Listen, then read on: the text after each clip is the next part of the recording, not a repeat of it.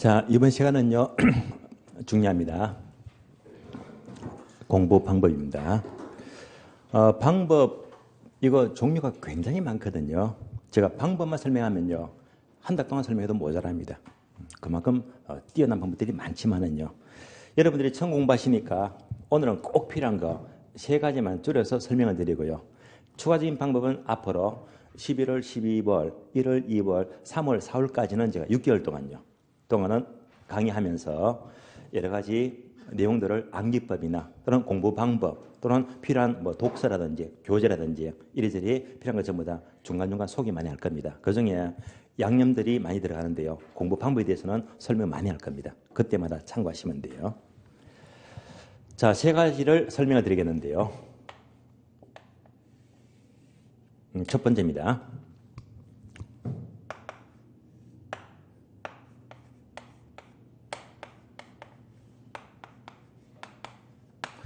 첫 번째는 민계공 강좌입니다.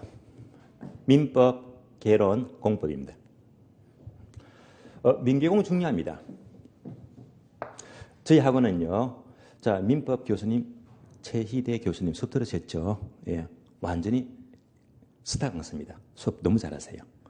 공법 박종철 교수님이죠. 이분도 수업 잘해요. 저하고 비교하지 마세요. 저하고 비교가 안 될 만큼 타고납니다. 아시겠어요? 그래서 민계공, 특히 민법, 공법 막강합니다. 아시겠어요?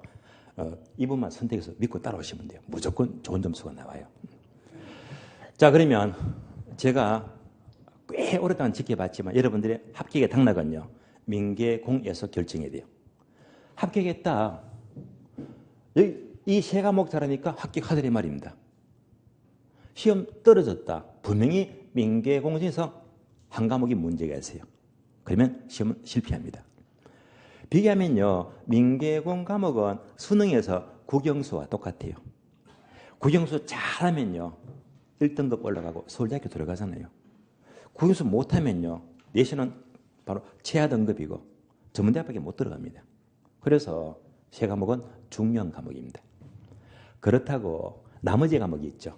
공시법, 세법, 중개법 이런 과목 무시하는 건 아닙니다. 아시겠어요? 중요하긴 중요해요. 그러나 민계공에 비해서 양이 작아요. 네. 그러면서 이 부분만큼 내용들이 어렵지가 않기 때문에 특히 이 세 과목에서 당락이 결정이 됩니다. 그래서 최우선적으로 이 세 과목을 확실히 정리하세요. 그럼 제가 분명히 기한을 드릴게요. 언제까지 민계공을 정리하느냐? 내년 6월까지입니다. 꼭 지키세요. 6월까지만 민계공 세 과목이 정리가 될 수 있다면 무조건 합격입니다. 합격은 틀림없어요. 구체적으로 자, 6월 되면요, 되게 6월 말쯤 되면 예컨대 전국 모의고사를 쳐요. 그래서 매월 말에 시험을 칠 겁니다. 전국 모의고사 보니까 합격 점수가 60점이 있죠. 그래서 6월 말 기준 전국 모의고사가 합격 점수만 넘어가면 문제가 없다는 말입니다.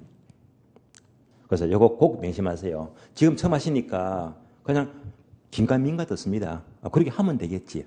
막상 해보시면요, 장난 아닙니다. 아시겠어요? 예를 들면 자, 이 강의실에 인원수가 100명 있다고 가정해요.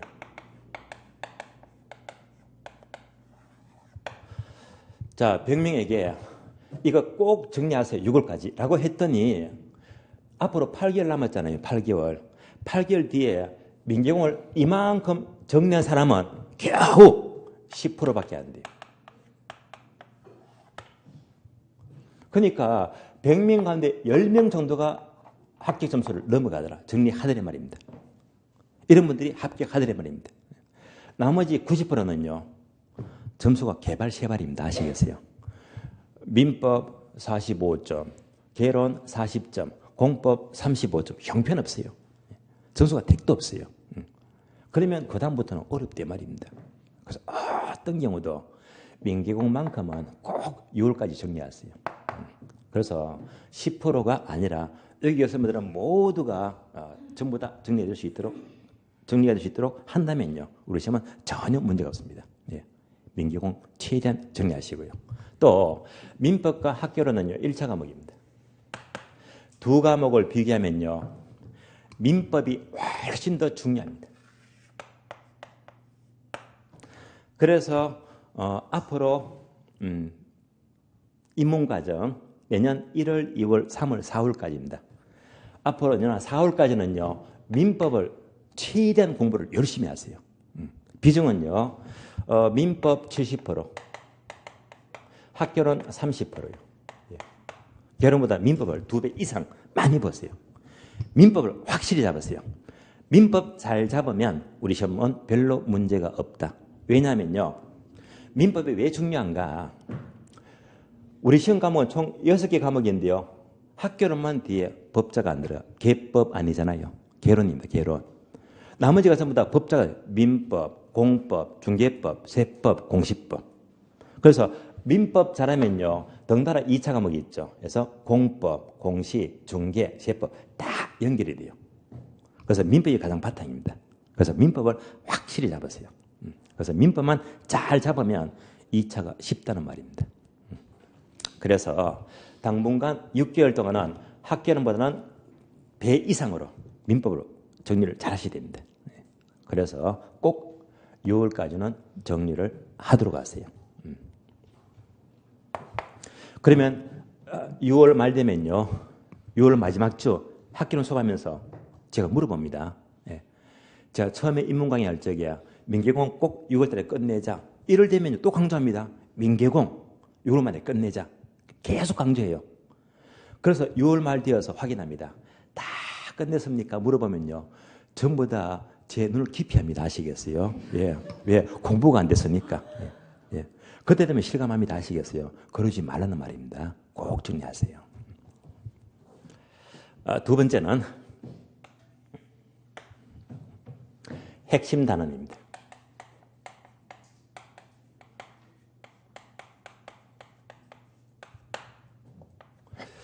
항상 우리 공부는요. 요령은 강약 조절입니다. 핵심 단어는 보고 또 보고 자꾸 반복해서 보시고요. 그렇지 않은 단어는 약하게 보시면 돼요. 강약 조절입니다. 모든 과목을 똑같이 고르게 볼 필요가 없단 말입니다. 강약 조절해야 됩니다. 그러면 핵심 단어는 자 지난 시간 학교는 5개가 중요하다. 기억나시죠? 첫 번째 수요 공급, 다음에 부동산 정책, 투자론, 금융, 감정평가, 감평입니다. 이 5개 파트를 집중하세요. 강약 조절이 됩니다. 그 이유는요. 여러분들 운전하시잖아요. 운전. 자, 예를 들면 고속도로 운전합니다. 직선도로죠. 사고가 안 납니다. 그러면 고속도로는 직선도로에서 사고가 나는 이유는 딱 한 가지입니다. 졸음운전. 이것만 피하면요. 사고 절대 안 납니다. 고속도로에서 많이 보시죠. 바로 사고 다발지역. 이 사고 다발지역. 사망사고는요. 급커봅니다. 여기서 사고가 나고 또 나고 자꾸 여기서 사고 다발지역 사망을 많이 합니다. 항상 사고는요. 여기서 집중되더라. 얘가 바로 핵심 단어입니다. 우리 모든 과목도요. 자, 이런 핵심 단어에서 추출을 많이 하고 이것은 별로 안 나온단 말입니다. 그래서 이 핵심 단어는 학교는 뿐만이 아니고 민법도 파악하세요. 공법도 파악하세요. 예. 그래서 그 핵심을 집중해서요. 점수를 확 끌어올려야 됩니다. 예. 그래서 핵심 단어만 잘해도 합격은 문제가 없다는 말입니다. 세 번째. 앞으로 1년 동안 자, 10번 찍자고 했죠. 10회도. 어렵지 않다고 했어요. 강의 계속 듣고 복습 계속 하시면 10회도 10번 찍어요. 만약 강의만 들었다면 5회독밖에 안 돼요. 무조건 떨어집니다. 그래서 필히 복습이 계속 반복이 돼야지 10회독이 가능하다. 그래서 좋은 강의를 듣는 것도 중요하지만 여러분들 내가 하는 공부 있잖아요. 복습. 이거 되게 중요합니다. 그래서 입문 과정이지만 당장 오늘부터 복습을 해야 됩니다. 복습을요.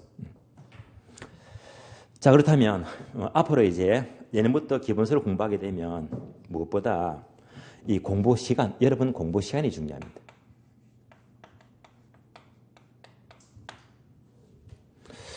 그러면 이건 아시죠? 되게 여러분 자녀들 중학교, 고등학교 공부하는 경우에 흐름은 네 가지입니다. 첫 번째, 예습을 하자. 두 번째, 복습하자. 세 번째는 둘 다 하자. 예습도 하고 복습도 하자. 네 번째는 기가 막히죠. 강의만 들어 공부는 하나도 안 해요. 빵입니다. 여러분은 지금부터 1년 동안 분명히 이 넷 중에 하나가 들어갑니다. 분명히 자 하나를 선택해야 되는데 그러면 오늘 바로 선택해 버리세요. 여러분들이 앞으로 이제 1년 지치면요. 이 중에 뭘 어떻게 공부를 할까? 우리 앞에 번요. 1번, 2번, 3번, 4번 몇 번을 공부하시겠어요? 선택하세요. 3번요. 욕심이 많으시네요. 예. 일단 합격입니다. 욕심이 많으니까. 예. 예. 뒤에 번은요? 2번요. 자, 또 그 뒤에 번은요? 2번요. 예. 자, 결론. 욕심 많다고 공부 잘하는 거 아닙니다. 아시겠어요? 자, 다른 건 몰라도요. 공인중개사만큼은 절대 예습하지 마세요. 예습 절대 하지 마세요. 왜냐? 그 이유는요. 이번 주 민법수 들어보셨죠? 다음 주 되면요. 이제 공법수 합니다. 그죠? 그러면 민법도 들어보시고 공법도 들어보시면요. 다음 주 들어보면 아십니다. 특히 민법이건 공법이건 들으니까 한눈에 자 귀에 쏙 들어오던가요? 어렵던가요? 어렵죠. 들어도 모르잖아요. 보세요. 들어도 모르는데 한국말로 하는데 들어도 모르잖아요. 근데 책을 보면 알 수 있을까? 모르지. 예습은 전혀 의미가 없어요. 다음 주 실감합니다. 공법요. 들어도 몰라요. 자꾸 들으니까 귀가 뚫리거든요. 자꾸 들어야 됩니다. 그래서 들어도 모르는데 책 보면 전혀 모르는데 말입니다. 시간 낭비예요. 예습은 절대 하지 마세요. 다만 미리 말씀드릴게요. 6월까지는 그냥 강의만 따라오고 복습만 잘하시면 돼요. 복습만. 그런데 나중에 6월 넘어가서 7월 되고 8월 되면 문제풀이 들어가죠. 문제풀이. 이때 문제풀이는 예습이 너무 중요합니다. 이때는 바꿔야 됩니다. 아시겠어요? 미리 말씀을 드려요. 6월까지는요. 충실히 강의 듣고 복습만 잘하시면 돼. 그런데 7월부터는 반드시 예습한 다음에 문제풀이 강의를 들어야 됩니다. 방법이 달라집니다. 그래서 오로지 복습이 중요합니다. 그래서 여러분 공부, 복습이 무척 중요한데요. 그렇다면 조금 더 구체적으로. 그러면 이제 정규진도 들어가면요. 복습을 어떻게 할까? 공부 시간입니다. 하루에 1시간 해야지. 강의 듣고요. 강의 시간 빼는 겁니다. 강의 빼고 집에 가서 1시간 복습한다. 2시간 복습하자. 3시간, 4시간, 5시간 더 안 쓸게요. 더 할 사람 없죠? 예, 더 안 씁니다. 아시겠어요? 예. 그래서 자 1시간부터 5시간 하루에 꾸준하게 복습을 몇 시간 할까? 이것도 결정해버렸어요. 처음부터요. 자 결정해야 됩니다. 그럼 다시 또 반복합니다. 우리 앞에 거는요. 자 이제부터 정규 진도 들어가면 하루에 내가 몇 시간 복습해야지. 몇 시간? 2시간요. 뒤에 선생님은 3시간요. 점점 올라갑니다. 뒤에 거는요. 2시간요. 예. 다행스럽게 1시간은 없네요. 1시간 복습은 공부 아니에요. 아시겠어요? 예. 그러니까 혹시 이건 하고 싶어서 이런 무조건 떨어지는 건데, 그죠? 그죠? 이건 아닙니다. 아시겠어요? 자, 최소 복습은요. 무조건 2시간 출발입니다. 2시간요. 2시간부터 4시간 사이. 여기까지가 바람직합니다. 어떤 경우도 이제 1월달부터 정규 진도 들어가요. 정규 진도 들어가면 매일 강의 듣고 집에 가면요. 요 사이만큼 내 공부 관리는 꼭 하도록 하세요. 그러면 공부 잘하는 겁니다. 꾸준히 하는 게 무척 중요하거든요. 그러면 이것도 기억하세요. 우리가 공부를 하다 보면요. 어떤 날은 공부가 되게 잘 될 때가 있어요. 잘 될 때가 있어요. 예. 그러니까 복습하니까 자 강의 듣고 공부하니까 너무너무 잘 되어서 계속 오버합니다. 공부가 잘 돼요. 넘어갑니다. 그러다 보니까 새벽 1시가 넘고요. 잘 돼요. 계속 구하세요. 새벽 3시가 되었다. 계속 구하는 거예요. 밤을 샜다. 기가 막힙니다. 아시겠어요? 한 번쯤은 미쳐버리세요. 예. 잘 되는 날은요. 계속 구하세요. 예. 멋진 날입니다. 가끔씩 그런 날이 있어요. 그때는 뿔고 하시고요. 예. 그러면 이런 날도 있잖아요. 공부를 하나도 안 한 날이 있습니다. 특히 12월 달에 많습니다. 예. 송년회 행사가 많잖아요. 개모임 있죠. 예. 또 크리스마스 예. 성탄절도 있고 하다 보니까 특히 12월 달에는요 많이 빠질 때가 있거든요. 천만다행이지 입문과정이니까. 어쨌든 개모임이다. 아니면 뭐 집안에 경조사가 생겨서 지방에 장례식장 간대요. 그래서 하루 공부 땡 쳤다. 그거 가능합니다. 아시겠어요? 그래서 만약 공부를 하나도 못했다면 그대로 패스하세요. 예. 패스하시고 그날 공부는 잊어버려. 다음 날 강의 듣고 복습이 중요하지. 이거 밀렸다고 밀린 거 계속 예. 전부 다 하려고 욕심내지 말래 말입니다. 예. 그래서 이 공부 시간은 되게 중요한데요. 참고로 이런 분이 있어요. 제가 대전역 앞에 선화동이 있거든요. 거기 이제 중개사 학원이 있는데요. 그러면 여러분들 오전만 수업 듣잖아요. 근데 야간반도 수업을 합니다. 그러니까 우리 학원도 야간반 수업이 있어요. 특히 우리 온라인 수업 들으신 분들은 특히 직장 다니신 분들은 많을 거고요. 그래서 특히 야간 수업 듣게 되면 야간 수업 절대 불리합니다. 시간이 부족해요. 하루 종일 직장 근무하고요. 저녁을 먹는 동 마는 동 학원 수업 듣잖아요. 집에 가면 11시간 넘잖아요. 언제 복습합니까? 야간반 하신들은요. 직장 다니랴 강의 들으라 집에 가면 자정이 다 돼가는데 복습을 전혀 못해요. 그래서 야간반에서는 학점이 낮다. 왜? 내 공부를 못하니까. 여러분들 행복합니다. 공부 많이 할 수 있으니까요. 그래서 대전에 야간반에서 수업을 하는데 제가 이 공부 시간 물었더니 기가 막힌 답을 하시더라고요. 직장 근무하고요. 야간 수업 들으면서 이게 바쁘신 분인데 나이가 50대입니다. 50대 중반입니다. 근데 이분이 하는 얘기가 저는요. 하루에 5시간 공부하는데 5시간. 기가 막힌 대답입니다. 이건 말이 됩니까? 집에 가면 밤 11시인데 5시간 공부하면요. 새벽 4시까지 맨날 해야 됩니다. 쓰러집니다. 아시겠어요? 절대 불가능하잖아요. 제가 속으로 화가 나더라고요. 그래서 아니 어떻게 다시 하시죠? 되물어봤습니다. 근데 그분 대답이 기가 막힙니다. 예. 여러분 이렇게 하셔야 됩니다. 예. 기가 막힌 대답입니다. 어떻게 하느냐? 5시간 중에서 1시간은 집에서 합니다. 왜? 집에 가면 밤 11시니까 씻고 1시간 딱 보면 자정 넘어가잖아요. 그러니까 1시간 무조건 가능하거든요. 그러면 남은 4시간은 어떻게 공부하느냐? 남은 4시간. 이게 되게 중요해요. 그래서 남은 4시간은 어떤 시간? 자투리 시간입니다. 루즈 타임이 있죠. 그러니까 직장 근무하면요. 이분이 50대 중반이니까 아마 간부급이잖아요. 그러다 보니까 중간에 티타임이다. 점심 먹고 짬짬이 시간 내잖아요. 이 짜투리 시간을 전부 다 모으니까 자기는 하루 4시간 확보는 가능하대요. 오전만은 해당 안 되겠지만 특히 동강 들으시는 분들, 직장인들 많습니다. 가정주부 많습니다. 애 보랴 또 왜 학교 보내주랴 하다 보면 공부할 시간이 없어요. 그런데 틈틈이 짜투리 시간 내면요. 누구든지 직장 근무하더라도 어떤 경우도 4시간은 어렵지만 2시간은 확보할 수가 있대 말입니다. 예. 그래서 절대 내가 직장 근무하니까 가정주부니까 애들 키우니까 시간 부족하다. 절대 그 말하지 마세요. 자투리 시간 활용하면요. 충분히 1시간에다가 2시간 합치면요. 무조건 하루에 이거는 가능합니다. 3시간이요. 예. 절대 시간 없다. 변명입니다. 예. 그래서 여러분들 공부는요, 특히 사회생활 많이 하시니까 자투리 시간을 최대한 활용을 많이 하세요. 자투리 시간.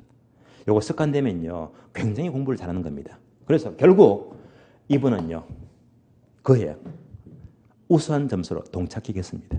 마인드가 다르잖아요. 그래서 첫 시간은요, 이런 것들이 중요합니다. 절대 강의 듣고 도서관 가서 공부하는 것만이 능사가 아니다. 여러분들은요, 30대, 40대, 50대가 많으니까 도서관 공부가 절대 아닙니다. 아시겠어요? 그래서 중간 짜투리 시간 최대한 활용하세요. 최대한. 요거 습관되면요, 정말 인생이 달라집니다. 저의 경우에 참고로 저의 경우에는 저는 시험과 거리가 멀지만은요, 제가 자투리 시간은 이미 습관이 되었거든요. 활용을 되게 잘합니다. 개별적으로 제가 오늘 KTX 타고 올라왔습니다. 그래서 서울, 대전, 대구 쪽으로 왔다 갔다 이동하면서 강의하거든요. 그래서 매주마다 KTX 이동하니까 이동 시간 꽤 많습니다. 또 전철을 이동해도 1시간 이동하니까요. 그러니까 한 주에 한마디로 이 이동 시간이죠. 이동 시간. 그래서 이동. 주로 KTX입니다. 저는 요즘요, 하루 중에 이 이동 시간이 가장 행복합니다. 이게 바로 짜투리 시간이거든요. 그래서 이게 아주 오랫동안 습관화되었어요. 그래서 이동 시간에 별도로 독서합니다. 독서한 거 전부 다 태블릿 PC. 자, PC 정리해가지고요. 또 태블릿 PC 갖고 정리해놓은 것도 읽어보고요. 그래서 저희 경우는 항상 특히 부동산 관련 실무, 토지, 주거용, 상업용, 경매, 그리고 정책 흐름, 요즘 정책 흐름 중요하잖아요. 또는 이제 풍수지리까지도요. 토탈 해가지고요. 그래서 관련해서 엄청 읽었고 엄청 정리했거든요. 짜투리 시간에. 강의하다 보니까 짜투리 시간밖에 활용 못합니다. 그래서 오늘 오면서 읽었는 게 바로 이 책입니다. 제목이 뭐죠? 제주도 경매왕. 그래서 이 책을 여기 표시 있잖아요. 여기까지 읽었거든요. 오늘 가면서도 다 나머지 다 읽을 거예요. 그래서 저는 자투리 시간 활용하면요, 한 주일에 책을 보통 1.5권, 꼭 한 권 반을 읽거든요. 한 달이면 6권 읽어요. 1년이면 70권 읽어요. 그것도 보다 실무만 집중해서요. 그리고 집에 가면 정리합니다. 노트 정리해요. 워드 정리합니다. 굉장히 실력이 쌓이더라고요. 그래서 여러분들 공부하는 것도 특히 지금 동강 되신 분들은 많은 분들이 직장생활 한다. 가정주부다. 시간 없습니다. 그러나 저처럼 자투리 시간 활용하세요. 별거 아닌 시간이지만요, 이 책 한 권이면 15,000원 하면 살 수 있는 거잖아요. 그런데 이 책 한 권에 많은 걸 배우거든요. 이 책을 보게 되면요, 경매에 굉장한 도움은 안 돼요. 그러나 이 책 스토리를 보니까 멋있어요. 이분은요, 짧게 설명드리면 나이가 55년생입니다. 55년생. 그러면 현재 나이가 63세가 돼요. 환갑이 넘었네요. 60이 넘어서 이 책을 처음 썼습니다. 고향은 전주의 전주. 그러면 이분은요, 중학교 1학년 때 공부가 싫어요. 아버지랑 대판 싸우고요. 나 학교 안 다니겠다 해서 자퇴를 합니다. 중1 때요. 자퇴를 해요. 아버지가 말립니다. 너 나중에 커서 후회한다. 괜찮습니다. 후회 안 한다. 공부가 싫어요. 그리고 나와서 집을 나옵니다. 이때부터 온갖 굳은 일을 합니다. 알바도 하면서요. 먹고 살려고. 사회생활 얼마나 매정합니까? 먹고 살기가 힘들어요. 그러다가 지방 가서요, 기타 만드는 공장에 집에서 생활하는데, 기타 만드는데 그 과정에서 손가락이 잘려요. 봉합수술을 받고요. 그러니까 그 나이에 뭘 먹고 살겠습니까? 하다 보니까 늘 배가 고파요. 집은 나왔지. 밥 새끼가 중요해요. 그러니까 먹고 살 길이 없어. 하다다 못해서 군대 들어갑니다. 왜? 밥 먹으려고. 배가 고팠어요. 군대에 자원 입대합니다. 그래서 군대 갔다 와요. 군대 갔다 오니까 뒤늦게 이제 내가 아버지 말을 들을 걸 일말에 후회가 갔습니다. 그래도 여전히 사회생활 적응하려니까 힘들어요. 돈은 안 벌리고 하다 보니까 내가 왜 공부를 안 했을까? 그래서 검정고시를 공부합니다. 검정고시 마치면서 근데 이분은 유일하게 이걸 잘했거든요. 음악을 좋아했어요. 플루트 아시죠? 플루트. 그래서 플루트에 굉장히 이제 이 스펙이 높았거든요. 하다 보니까 검정고시 마치면서 워낙 악기를 잘 다뤘기 때문에 서울대 음대, 서울대학교 실기만 잘하면 돼요. 그래서 서울대에 들어갑니다. 그리고 서울대학교 졸업합니다. 졸업해요. 그러면 플루트 갖고 또 사회는 꼭 그거 먹고 살 수가 없는 거잖아요. 서울대 나왔다. 이 플루트 연주 잘하면 뭐합니까? 써주는 데가 없는데 요즘에 입에 풀칠도 못해요. 내가 스펙이 작구나. 다시 프랑스로 유학 갑니다. 몇 년 동안 유학 받고 한국 다녀오니까 나이가 40입니다. 유학 갔다 오면 대학교 교수는 되겠지. 현실에 매정합니다. 교수가 택도 없어요. 그래서 40일이어서 계속 헤매요. 계속 생활을 합니다. 45세가 될 때까지 먹고 살기가 바빠요. 45세까지 아무것도 안 했어요. 아무것도. 쌓인 건 뭐지? 4천만 원 부채밖에 없어요. 실컷 평생 고생만 했고요. 빚만 4천만 원입니다. 이때부터 경매를 시작합니다. 경매를 시작해요. 그래서 마침 자기가 살던 방에서 빌라를 살려고 하니까 이 살던 집 주인이 아줌마가요. 서울대 출신이거든요. 경매 잘합니다. 이분 도움받아서 그 반지하 빌라 있죠. 반지하 빌라. 이거를 낙찰받거든요. 싸게. 그때부터 딱 이게 경매구나. 요거 잘하면 돈 되겠다. 지금보다 낫겠다. 그래서 아무것도 모르는데 이때부터 경매를 시작합니다. 현재까지. 그래서 우연찮게 제주도 갔어요. 플루트 시간 강사. 시간 강사 해본들 1시간 강의하니까 페이가 2만 원 줘요. 한 달 죽으려고 하니까 버는 게 50만 원밖에 안 돼요. 시간이 안 되잖아요. 그래서 제주도 가서 계속 이제 경매에 올인합니다. 제주도 경매가 몇 년? 10년. 10년요. 그러니까 이분은요, 제주도에서 올인했거든요. 그래서 책점이 뭡니까? 제주도 경매 왕입니다. 그래서 결론, 45세 때 경매 시작해서 빚이 4천만 원인데 현재는요, 약 300억. 그러니까 약 18년 동안에 300억대를 벌었습니다. 그래서 낙찰받은 게 수백 건이 되고요. 멋지잖아요. 경매에 대한 테크닉은 없지만요. 이 인생 흐름 보니까 야 멋있다. 뿐만 아니라 자기 동생까지도 제주도 예를 들면 호텔이다.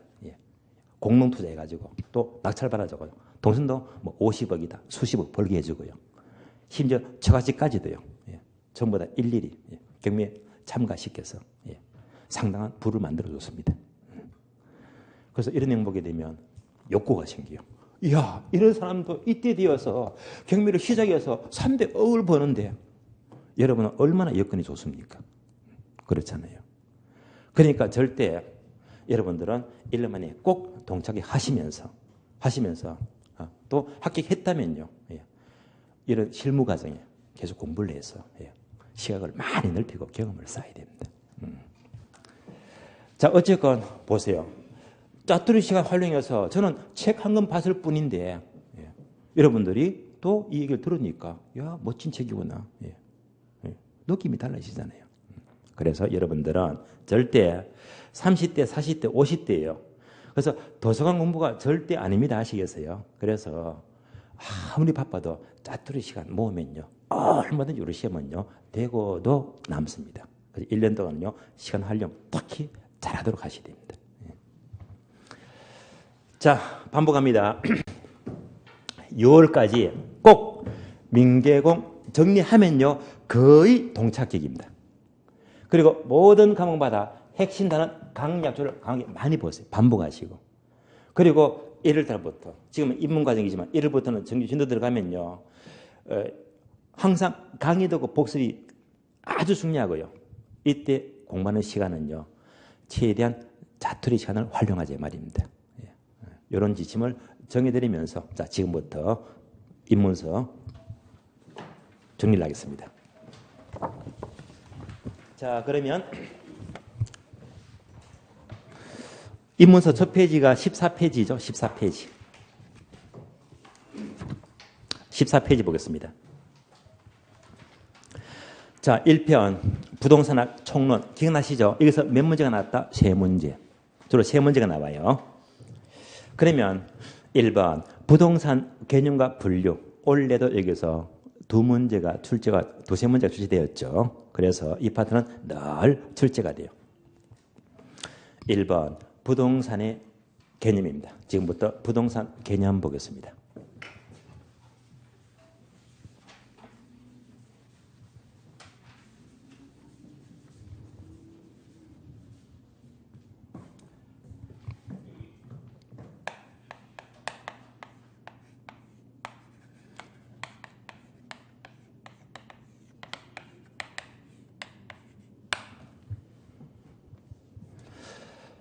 그러면 부동산 하게 되면 다들 아시겠지만 한 번 더 비교하자면요. 동산과 부동산 비교합니다.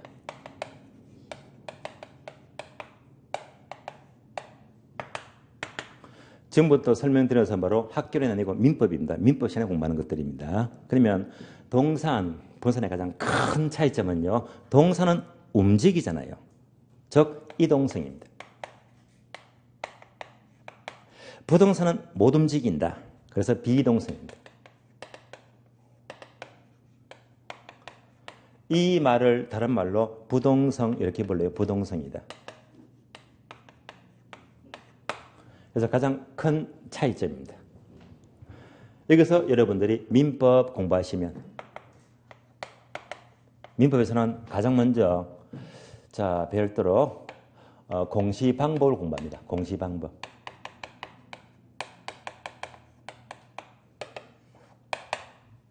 동사는요. 이동성 때문에 그 공시방법은 점유가 돼요. 점유한다는 것은 쉬운 말로 물건을 갖고 있는 경우입니다. 갖고 있으니까 다른 말로 물건의 사실상 지배를 말해요.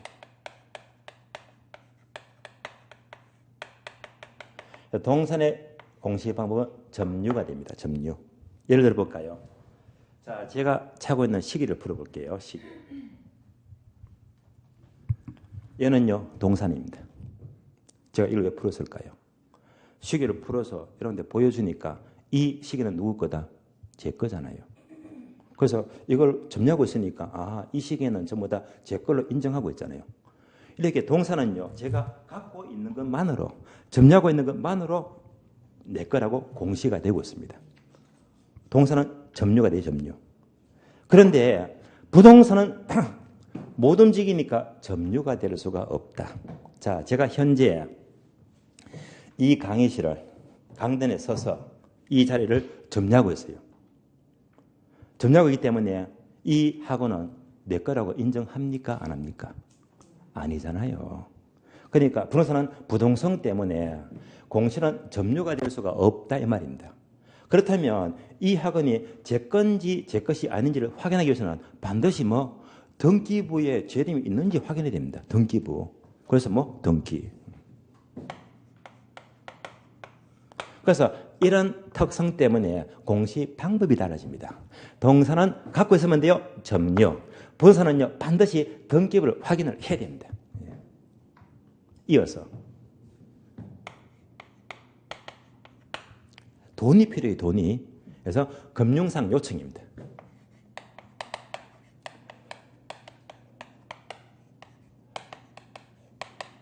이것을 민법에서는 담보물건이다라고 불러요. 담보물건입니다.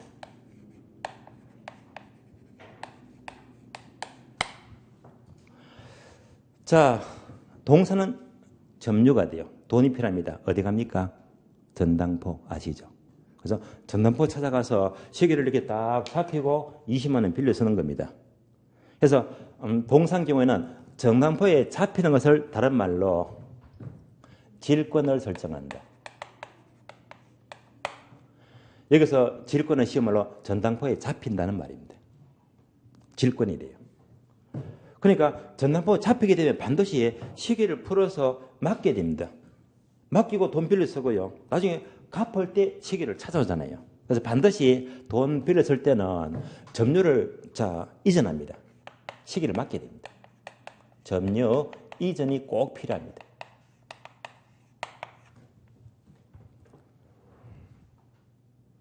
그러나 부동산 경우에 돈이 필요합니다. 아파트를 전당포 맡깁니까? 그런 거 없잖아요. 그러니까 부동산은 뭐지? 등기라고 했으니까 역시 담보 물건도 등기다. 어떤 등기? 저당권입니다. 저당권 설정 등기만 하면 됩니다. 등기. 그러면 점유를 이전한다, 안 한다? 안 한다. 내가 계속 거주하고 있잖아요. 그러니까 이전하지 않고도 저당권 등기만 설정하면 얼마든지 돈을 몇 천만 원 빌려 쓸 수가 있다는 말입니다. 그래서 일단 동산 부동산 큰 차이점은 이동성과 비이동성 때문이고 여기서 공시 방법이 달라지고 해서 담보 물건이 달라지더라. 이 차이부터 먼저 아셔야 됩니다. 자, 부동산의 흐름 기본 개념 아시겠죠? 그럼 이제 부동산을 보았는데 한번 교재 봅니다. 14페이지 보시면 목차 1번 부동산 개념이 나오고요. 그리고 2번 내려가요. 2번. 단어가 3개 나옵니다. 리얼티, 리얼 프로퍼티, 리얼 이스테이트의 개념입니다. 자, 바로 2번은요. 시험과 거리가 멀어요. 참고로 이해만 하시면 돼요. 시험에 안 나옵니다. 그러나 알아야 됩니다. 1번 리얼티, 2번 리얼 프로퍼티, 3번 리얼 이스테이트입니다. 자, 1번 리얼티 시험에 안 나와요. 참고로 이해하자면 밑줄 아세요. 물리적 실체 밑줄. 물리적 실체. 자, 그러면 예를 들어 볼게요. 토지가 있어요. 우리 학원 건물이 있습니다. 우리 학원이 몇 층이죠? 이 건물이 10층 넘어갑니까? 몇 층? 12층요. 그렇게 높아요? 자, 토지와 건물이 있잖아요. 얘가 뭡니까? 실체에 보이잖아요. 이 실체가 뭐지? 리얼티. 토지와 건물입니다. 다음에 2번요. 리얼 프로퍼티는요. 첫 줄 중간에 보시면 밑줄 아세요. 법적 권리 밑줄. 법적 권리. 그러면 또 봅니다. 자, 이 건물이 12층이면요. 여러 가지 권리가 있죠. 건물주라면 소유권 갖고 있고요. 우리 학원은 세대를 사니까 바로 임차권 또는 전세권 많잖아요. 이런 모든 권리가 바로 리얼 프로퍼티입니다. 자, 용어 쉽죠? 실체가 있다, 리얼티. 권리는 바로 리얼 프로퍼티입니다. 그러면 3번이 있죠. 3번 때문에 1번과 2번을 설명을 드린 겁니다. 3번 단어 밑줄 아세요. 리얼 이스테이트 밑줄. 미국에서 밑줄 아세요. 부동산 밑줄. 그래서 부동산은 영어로 뭐라고 부른다? 리얼 이스테이트. 자, 다시 그림 봅니다. 이걸 합친 것이 바로 부동산입니다. 부동산. 부동산은요, 실체에다가 권리를 전부 다 합한 것이 바로 부동산입니다. 그래서 이것이 부동산이 되고 영어로 리얼 이스테이트입니다.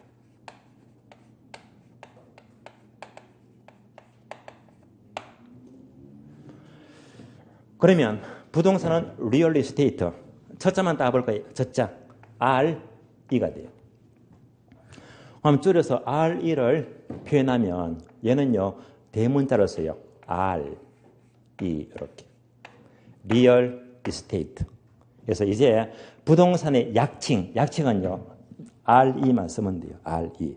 그래서 부동산 약칭은 RE가 됩니다. 그래서 앞으로 1년 동안 공부하시면서 앞으로 평생 부동산 하게 되면 이거 쓰지 마세요. 시간 낭비니까. 어떻게 한다? 리얼 이스테이트에서 RE만 써주면 돼요.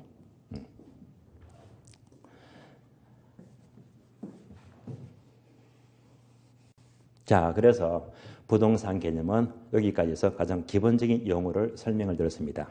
지금부터 RE만 써주면 돼요. 15페이지 넘어갑니다. 15페이지 보시면 부동산 개념, 지금부터 이 부분부터 출제가 돼요. 목차부터 봅니다. 걸어 1번 법률적 제도적 개념. 한 장 넘겨서요. 17페이지. 걸어 2번 경제적 개념. 다음에 한 장 넘겨서 18페이지에 부동산 학적 개념, 괄호 복합 개념의 부동산, 이 세 가지를 묶어서 설명을 드립니다. 첫 번째, 법률적 개념.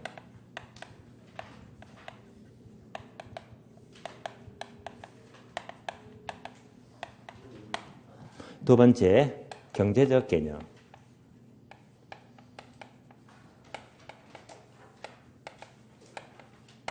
세 번째가 부동산 학예세 개념입니다.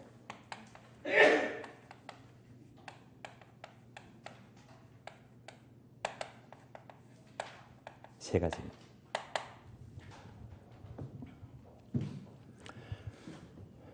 그러면 우리는 지금 부산 학을 공부하죠. 이걸 공부하니까 학의 개념을 알기 위해서는 당연히 앞에 것을 먼저 알아야 됩니다. 그러면 바로 1번부터 볼까요? 1번. 법률적 개념은 다시 종류가 두 가지입니다. 동그라미 1번 협의의 부동산. 협의는 좁은 의미가 돼요. 한 장 넘겨서요. 동그라미 2번 보게 되면 광의의 부동산. 광의는요 넓은 의미가 돼요. 자, 두 가지가 있죠. 협의와 광의 두 가지입니다.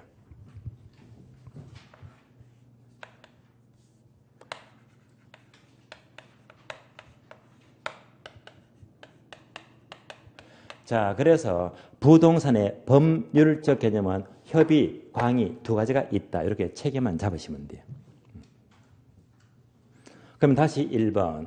협의의 부동산은 첫 줄이 있죠. 첫 줄. 협의의 부동산이라 밑줄 아세요? 민법상 개념 밑줄. 토지 및 정착물 밑줄. 요것만 기억하시면 돼요. 괄호 보니까 민법 제99조 1항이 있죠. 여기까지를 옮겨서 봅니다. 따라서 협의의 부동산은 똑같은 말로 이꼴 민법상 부동산입니다. 민법 몇 조? 제99조 1항입니다.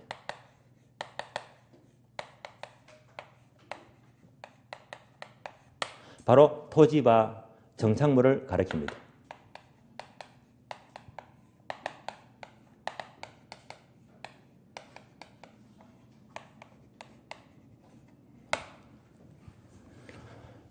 강조합니다. 여러분들이 민법 공부하시면 항상 민법 시간은요. 부동산은 토지와 정착물이다. 이렇게 정리하시고요. 이것이 바로 협의의 부동산이다 해서 얘는 꼭 알아야 됩니다. 민법상 부동산입니다. 그러면 민법상 토지와 정착물이 있죠. 다시 그림. 토지와 정착물이 있잖아요. 실체가 있죠. 권리가 있어요. 합치니까 뭐 리얼 이스테이트, 바로 부동산입니다. 따라서 이것이 물리적 실체에다가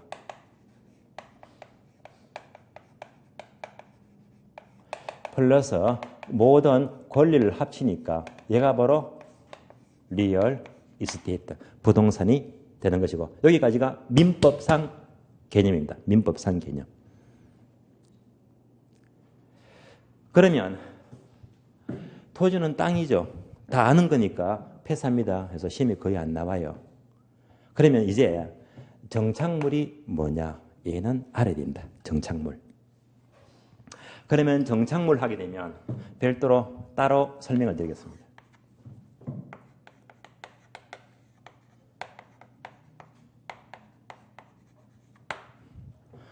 정착물은 영어로 픽스처가 돼요. 픽스처.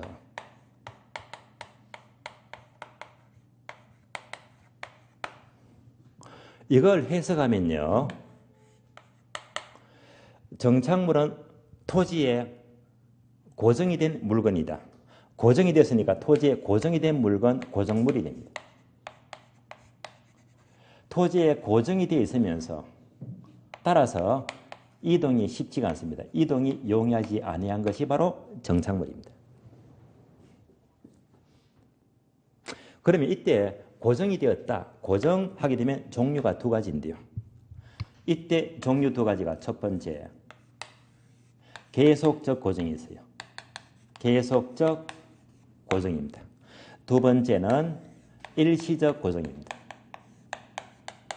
계속적 고정과 일시적 고정입니다. 결론, 정착물이 되기 위해서는 반드시 계속적 고정만 의미하지 일시적 고정은 정착물이 아니다.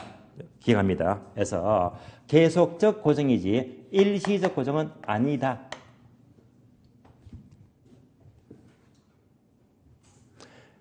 일시적 고정은 정착물이 될 수가 없다는 말입니다. 예를 들어 볼까요? 예를 들면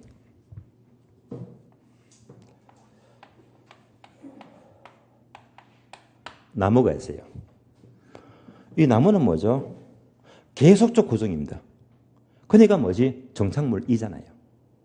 그런데 이 나무를 임시로 심어서 다시 옮겨간대요. 임시로 심은 나무. 얘는 뭐죠? 일시적입니다. 정착물이 될 수가 없어요.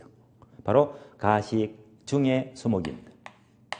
임시로 심은 나무, 가식, 중의, 수목은요, 일시적이니까 결코 정착물이 될 수가 없다는 말입니다. 여러분들이 민법 공부하시면 판잣집 아시죠? 판잣집도 정착물로 판례는 인정 안 합니다. 왜? 철거가 용이하니까요. 그래서 계속적으로 인정하지 않습니다. 이것도 정착물이 아니다.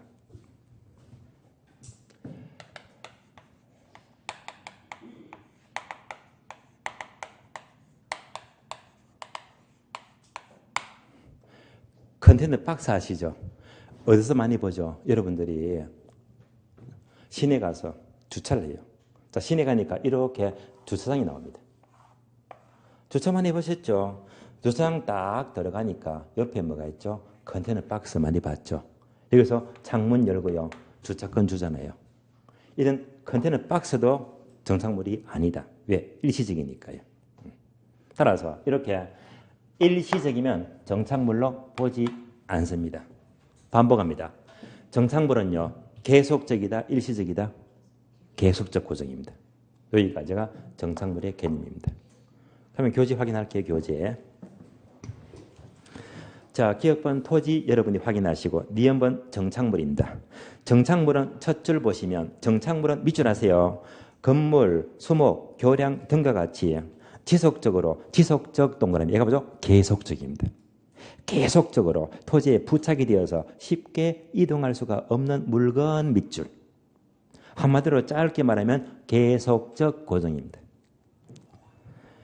그러면 세 번째 줄 보시면 끝에 보세요. 그러나 찾았죠. 그러나 밑줄입니다. 판잣집, 컨테이너 박스, 가식 중의 수목, 토지나 건물에 충분히 부착되어 있지 않는 기계, 이런 것들은 일시적이니까 정착물로 보지 않습니다. 자, 정착물이 뭔지 아시겠죠? 한마디로 계속적 고정입니다. 자, 그러면 여기까지 들으면서 여러분들이 지금 정규진도 나갑니다. 입문서.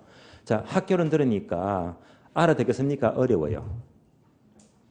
이해가 되고 있죠, 그죠? 이렇게 계속 따라오시면 돼요. 그래서 학교는만큼은 듣고 이해하고 따라오시면 되고요. 민법은 많이 어려워요. 어려우니까 앞으로도 계속 공부하시면 민법이 중요하니까 민법을 곱하기 2배나 많이 공부하시고 70%.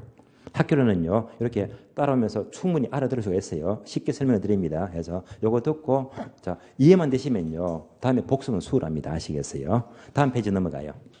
다음 페이지 보시면, 박스가 보입니다. 체크 플러스 정착물의 구분 기준입니다.